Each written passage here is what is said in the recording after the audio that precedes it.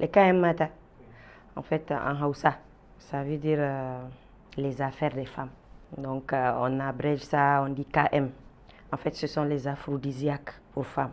Alors, normalement, c'est destiné à la femme mariée ou à la jeune mariée. Quoique, je trouve qu'une jeune mariée, on ne devrait pas normalement la gaver. Parce qu'elle n'est pas censée connaître la sexualité avant le mariage. Elle n'a pas encore enfanté. Alors, donner quand même mata aux jeunes mariés pose énormément de problèmes de santé, mais les vieilles femmes vont vous dire non.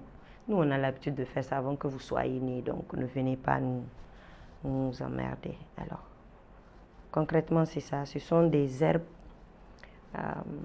qu'on pile sous forme de boule ou bien sous forme de farine, qu'on mélange souvent avec du lait et qu'on donne à la jeune mariée dès qu'on fixe la date du mariage ou dès qu'on amène la dot. On commence à gaver la fille matin, midi, soir avec. Alors, c'est un mélange de plantes.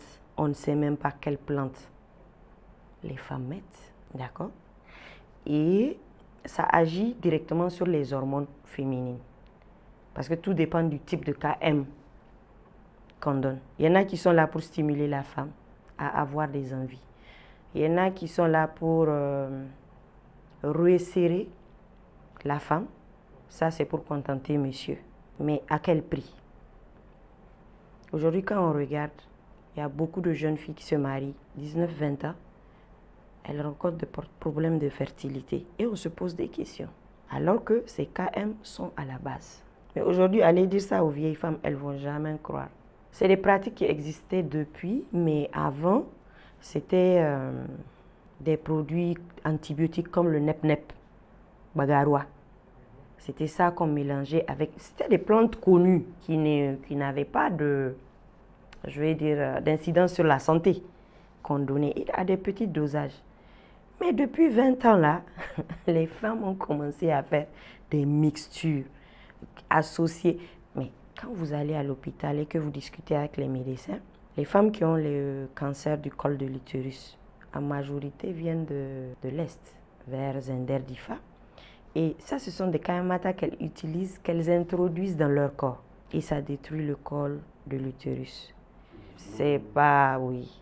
Parce que j'ai discuté avec une dame. Lors des foires, là, les femmes viennent de n'importe où pour vendre ces choses. Et elles font des petites boules qu'elles demandent aux femmes d'introduire dans leur corps. Je vais dire terre à terre, dans leur vagin. Ça va faire ça, si tu fais ça. Et souvent, ils mettent du mystique dedans. C'est que quand tu utilises ça, ton mari ne va plus, ne va pas t'oublier, il ne va pas aller chercher une autre femme. Donc, dès que les filles entendent ça, on va même aller piler piment, leur donner, elles vont mettre. Tellement elles ne veulent pas que leur mari aille ailleurs. Et ça fait, ça cause des plaies à l'intérieur. Il y a une à qui j'ai demandé, mais quelle est la composition? Elle a juste souri, elle dit non, on ne peut pas donner notre secret. Mais elles étaient en train de piler un miroir. Vous imaginez? Du verre. On pilait ce miroir-là. Et c'est avec la farine de ce miroir qu'on mélange avec du beurre de karité, avec d'autres plantes. Et elles font des petites boules. Et c'est ça qu'on donne à la femme pour introduire dans son corps. S'il vous plaît, du bris de verre.